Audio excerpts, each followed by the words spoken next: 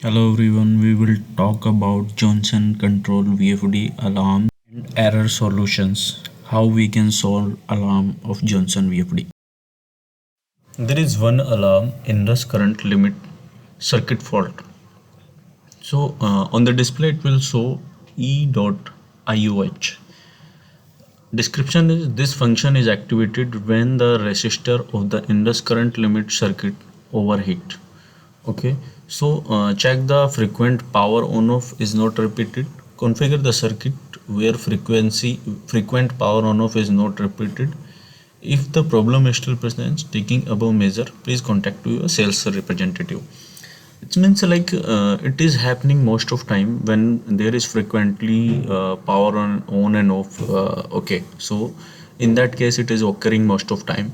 So for this kind of problem we have to do one thing. We have to like resolve that checkpoint where it is continuously power fluctuation and might be loose connection in at the input terminal L1 L2 L3 or RYB, might be this reason of this. So we have to fix both the things and it will resolve. Okay, so I think it will be resolved by doing this only.